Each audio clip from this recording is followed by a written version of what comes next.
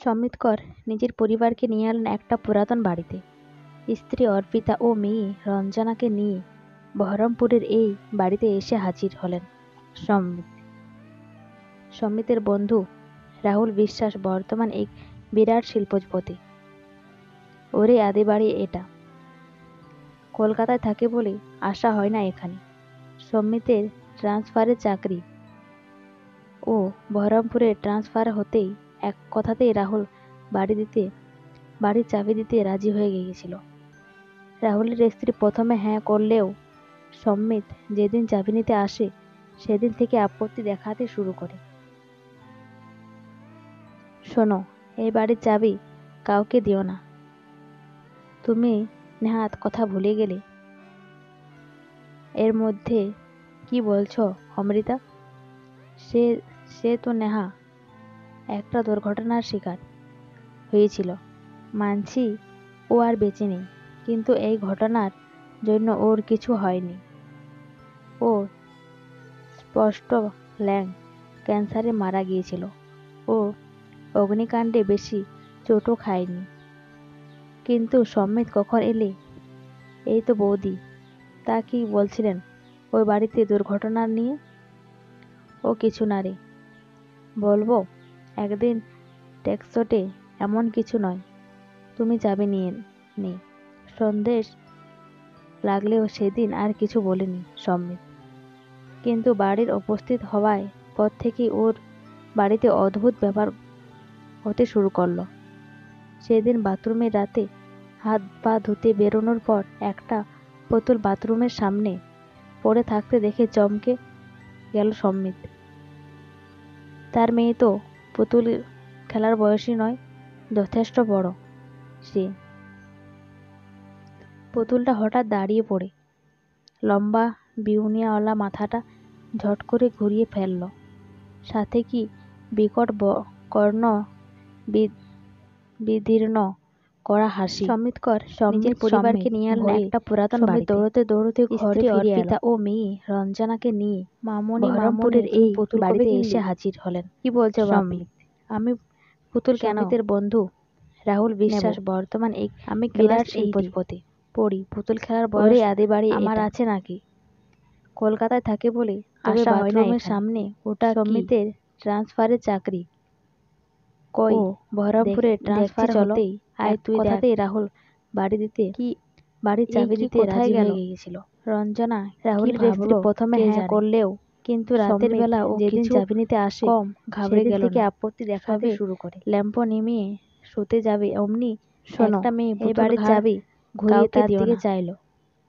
তুমি সাথে হাত কথা ভুলে গেলে। এর মধ্যে হাসি। কি বলছো অমৃতা? এটা কি কিসের হলো মা?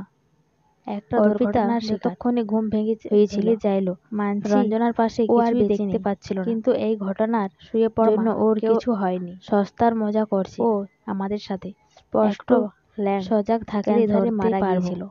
ও অগ্নিকাণ্ডে সন্ধ্যাবেলায় চোটও খায় খেতে খেতে। কিন্তু জানলার পাশে দাঁড়িয়ে এই তো অর্পিতা। তা কি বলছিলেন? তার পাল্লার সামনে অফিসে। ও কিছু না রে, তার মেয়ে বলবো পড়তে গেছে একদিন পুতুলটা এবার এমন কিছু তারও তুমি যাবে নিয়ে চোখে পড়লো। এক লাফ দিয়ে পুতুলটার ওর কাঁধের উঠতে লাগলেও সেদিন আর প্রচন্ড চাপ অনুভব করলো অর্পিতা। কিন্তু বাড়ির উপস্থিত হওয়াতেও সে বুঝলো ওর বাড়িতে অদ্ভুত ব্যাপার পেছন থেকে কিন্তু হতে শুরু করলো। সামনে ঝুলে সেদিন বাথরুমের রাতে গায়ের জোরে পা ধুতে বেরোনোর হাত একটা বুঝে সেটা বাথরুমের সামনেই পড়ে থাকতে দেখে চমকে গেল সম্মিত। অমৃতা তুমি? তার মেয়ে তো আর পুতুলে যখন খেলার বয়সী নয়, শান্তিতে মারো, যথেষ্ট বড় বলে একটা ভোজালি বের করে হঠাৎ দাঁড়িয়ে গেল অর্পিতার লম্বা বিউনিওয়ালা মাথাটা ঝোলে হাতটা শক্ত করে ভোজালিটা ফেলে দিল অর্পিতা। কর্ণ তোমাকে মারার পর তোমার স্বামী আর করা হাসি মারার সম্মিত কষ্ট ছিল না। সম্মিত দৌড়তে ঘরে ফিরে এই হিংসার কি কারণ? মামুনিকে মনে পড়ে পুতুল কবে কিনলি? কি বলছো বাপ? মনে পড়ে। আমি পুতুল কেন নেহাকে নেব? তুমি কি আমাদের এই কলেজ বন্ধু নেহার কথা খেলার বয়স আমার আছে নাকি? হ্যাঁ, বোনের চেয়েও প্রিয় আমার বন্ধু বাথরুমের সামনে এখানে পড়তে এসেছিল। এই বাড়িতে তুই আর তোর দেখছি চলো এখনকার স্বামী মিলে ষড়যন্ত্র করে পুড়িয়ে মারতে চেয়েছিলি ওকে। এই কি কোথায় গেল? ও বেঁচে গেল। রঞ্জনা ওর ফুসফুসের প্রচন্ড ক্ষতি হয়ে গেছে, কিন্তু রাতের বেলা ও কিছু তোমাদের জন্য কম ঘাবড়ে গেল না। আজ নেই, সবে ততক্ষণে সমিত আর মেয়ে রঞ্জনা এসে অমনি একটা মেয়ে ঘটনার ঘাড় সবাই ঘুরিয়ে তার দিকে স্তম্ভিত হয়ে দাঁড়িয়ে রইল। ওর সাথে সেদিনও এইরকম এক সন্ধ্যা নেহার উপর চড়া হয়েছে। বাপি মা দুজন দোষ। এটা কি সাথে শারীরিক সম্বন্ধ মা জোর করে অর্পিতা যতক্ষণে ঘুম ভেঙে যাইল সম্মি রঞ্জনার পাশে কিছুই দেখতে পাচ্ছিল না। দোষ সমিতের নয় নেহার, কারণ সস্তার মজা গরিবের মেয়ে আর অর্পিতার সাথে এক সমিতের বিয়ে সজাগ থাকলে ধরতে পারবো।